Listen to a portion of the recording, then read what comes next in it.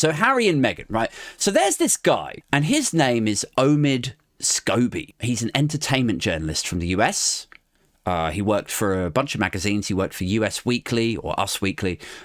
He worked for Harper's Bazaar. He worked for Good Morning America. Like, you know, the way that we had Dan Wootton kind of guesting on GMB over here as a showbiz journalist? Well, over there, they have this similar thing, and they had this guy on. And anyway, he's written this book, and it's called Endgame. And it's about Harry and Meghan. And somewhat embarrassingly, the Dutch version of the book appears to have had a first run printed where the name of the royal who said the racist stuff about Meghan's then unborn baby, they were identified in the text. Apparently, according to what they're saying is a translation error, has included the person. Now, the person accused of having said this stuff has always remained a mystery until now. Like, I always thought it was Prince Philip. Like, I almost think the whole thing's kind of moot, like, of who said it. But then I understand how that sounds coming from a sort of middle-class white guy from the home counties, right? Like, is it up to me to say that this story is sort of nonsense? Probably not. But I always imagined that, like, the whole thing was kind of moot because the institution itself, like the monarchy, is so horrendously racist.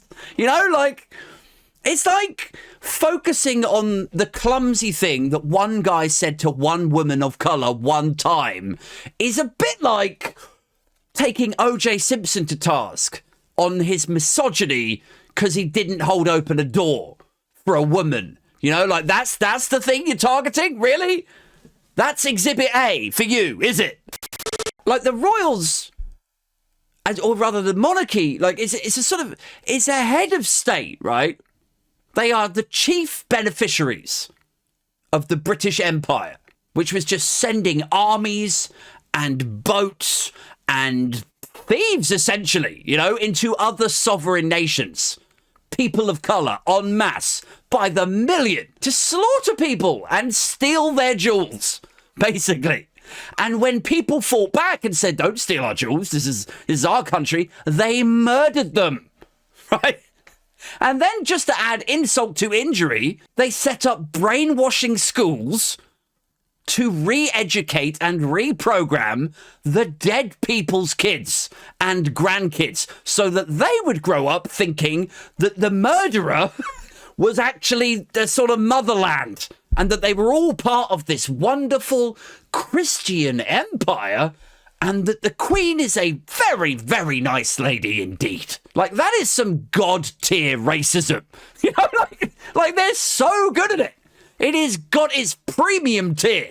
And here we are wasting our shock and gasps on some clumsy old codger in a cosplay Navy outfit, probably. Here we are, you know, wasting our shock on something that a clumsy old codger has said. Like, saying something silly and, yes, offensive. But I don't know, like, it's a bit weird, isn't it? It's almost like, you know, the question about how dark the baby's skin would be. Like, yes, it's bad. Like, it's not what I would ask a pregnant woman, a mother-to-be, ahead of, like, how far along are you? And, you know, how is morning sickness? And can I get you a chair? Like, there's a whole succession of questions that should sit in front of that one. But that one to leap right at the front of the... No, this is urgent. I need to ask. And that is a weird thing. To want to leapfrog all of the others and go straight to how dark is it going to be, though? You know, like, that is... It is strange. I get that. But do you ever feel like the actual racism, the actual cold, hard reality of their racism is just too nationally embarrassing and wrong and violent, right?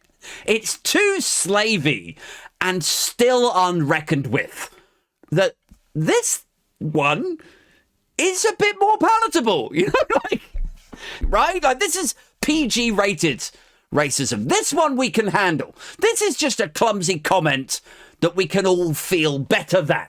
Whereas the other thing, you know, like, well, geopolitical centuries-long racism that is far too complex and unresolved and hollowing, you know? Like, we might actually have to feel bad about ourselves. Our country benefiting from such awful, unfair, persecutory, historical racism.